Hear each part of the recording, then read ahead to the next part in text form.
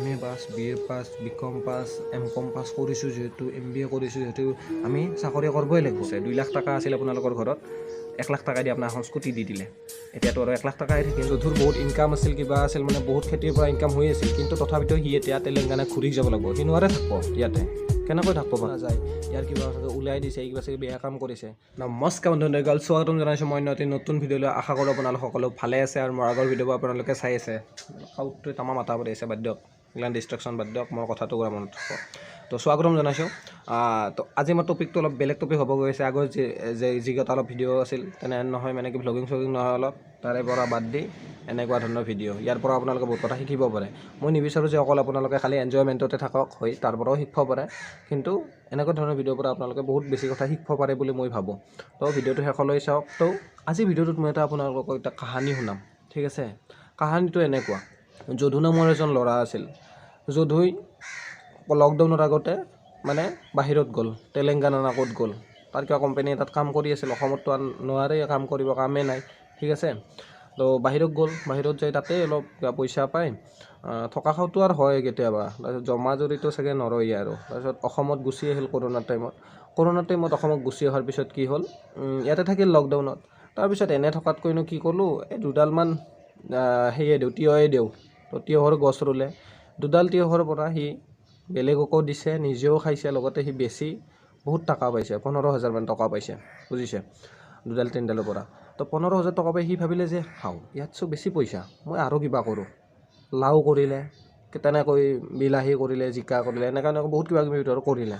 তো কৰাৰ পিছত ইয়াৰ ইনকাম হ'ব ধৰিলে। তাৰপিছত লাহে লাহে লকডাউন খুলিল, কিন্তু ইয়াত ইনকামো এতিয়া মোটামুটি 30-40 হাজাৰ টকা হৈ থাকে, 50,000 টকা হৈ থাকিব। এনেকৈ সি মানে কি, সি মানে ডাউন হৈ যোৱা নাই, সি আপ হৈ আছে, ঠিক আছে। কিন্তু সি নোৱাৰে থাকিব এতিয়া। যধুৰ বহুত ইনকাম আছিল, কিবা আছিল, মানে বহুত খেতিৰ পৰা ইনকাম হৈ আছিল, কিন্তু তথাপিতো সি এতিয়া তেলেংগানা ঘূৰি যাব লাগিব। সি নোৱাৰে থাকিব ইয়াতে। কেনেকৈ থাকিব পাৰিব? কাৰণ সি নোৱাৰাৰ কাৰণটোৱে হৈছে আশে পাশে থকা মানুহবোৰে সিয়াক দুনিয়াৰ প্ৰশ্ন সুধি আছে, সিয়াৰ ঘৰৰ মানুহক প্ৰশ্ন সুধি আছে যে ই কিয় নাযায়, ইয়াৰ কিবা চাগে ওলাই দিছে, কিবা চাগে বেয়া কাম কৰিছে। তো মাইণ্ডছেটটো চাওক মানুহৰ, তো নিজে জাজমেণ্ট কৰি লয়। তো এইবিলাক কথা এনেকৈ হ'লে মানে কি নহ'ব। আমাৰ অসমত সেইটোৱে প্ৰব্লেম। আৰু এই ঘটনাটো হৈছে পুৰা ৰিয়েল ঘটনা। মই ফেচবুকৰ পৰাই পাইছোঁ, কিন্তু ফেচবুকৰ পৰা পাইছোঁ যদিও দাদাজনে মানে এইটোৰ ওপৰতে মানে ভিডিঅ' বনায়, সদায় ৰিয়েল ঘটনাবোৰৰ ওপৰত। আৰু আপুনি চাব, পাঞ্জাৱ, হাৰিয়ানা এইবোৰত মানে কি খেতিয়কবিলাকে কি কৰে, খেতিয়কবিলাকে সদায় মানে ফৰ্চুনাৰ, মাৰ্চিডিজ এইবিলাক লৈ আপোনালোকে সিহঁতৰ যদি দেখছেনে, মানে যদি প্ৰটেষ্টটো হয়, খেতিয়কৰ কিমান পাৱাৰ থাকে।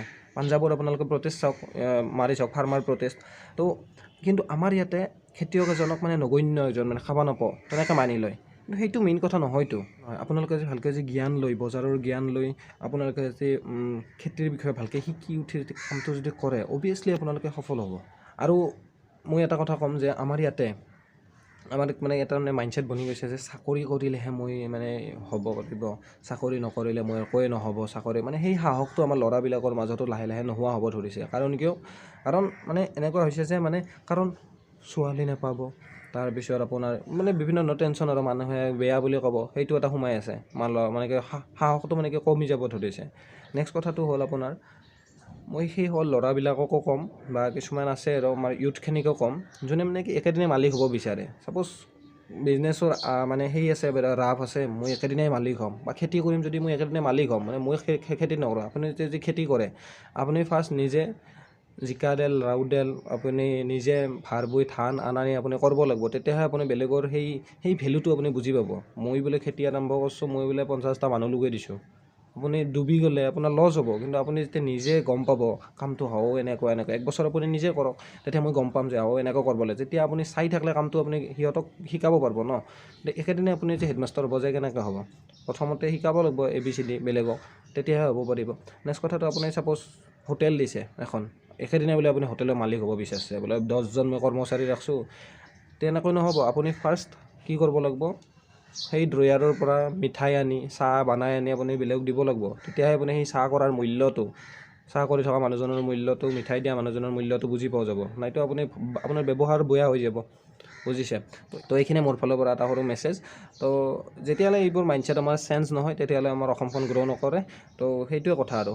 আমাৰ আমাৰ আমাৰ গাঁওবোৰ গ্ৰ' কৰিব লাগিব, আমাৰ গাঁৱৰ মানুহবোৰৰ মাইণ্ডছেটবোৰ গ্ৰ' কৰিব লাগিব। হৈ অলপ আমি মা দেউতাহঁতক বুজাব লাগিব, অলপ আমি আমাৰ জ্যেষ্ঠখিনিক বুজাব লাগিব। কিন্তু মই নকওঁ যে চাকৰি ভাল, বিজনেছ বেয়া। এতিয়া কিছুমানৰ কাৰণে আছে যে, এতিয়া মই যে ক'লোঁ উদাহৰণ, যোনে মানে কি নিজে কাম কৰিব নোৱাৰে, ছাপ'জ অৰ্ডাৰহে দিব পাৰে, সেইসকলে চাকৰিয়ে কৰক, কোনো আপত্তি নাই। ভালকৈ পঢ়ক, ভালকৈ শিকক, চাকৰিও কৰিব লাগিব।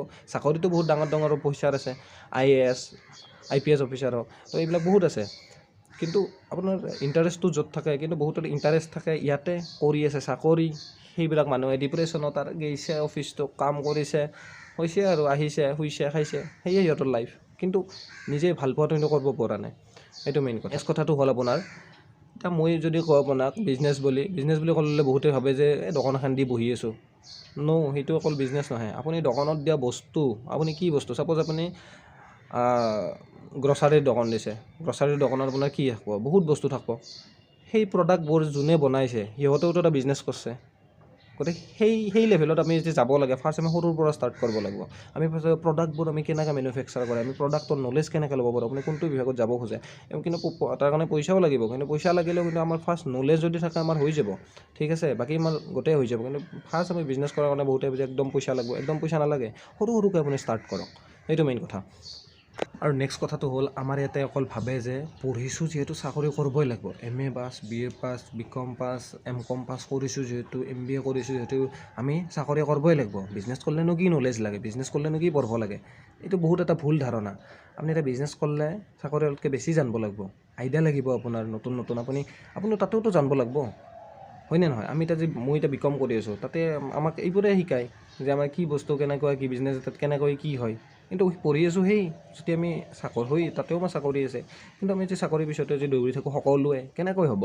তো এইবোৰ বস্তু মানে নিমিলিব। আৰু আমি ইনভেষ্টমেণ্ট কি নাজানো, আমাৰ সমাজত এইবিলাকৰ বিষয়ে আমাৰ নহয়, আলোচনাই নহয়। ইনভেষ্টমেণ্ট কি, ষ্টক মাৰ্কেট কি, ট্ৰেডিং কি, এইবোৰৰ বিষয়ে আমাৰ আলোচনাই নহয়, এইবোৰৰ বিষয়ে আমাৰ মানে নায়েই ক'তো একো। তো এইবোৰৰ বিষয়ে যেতিয়ালৈকে আমাৰ আলোচনা নহয়, তেতিয়ালৈকে আমাৰ গ্ৰ'থটো নহ'ব।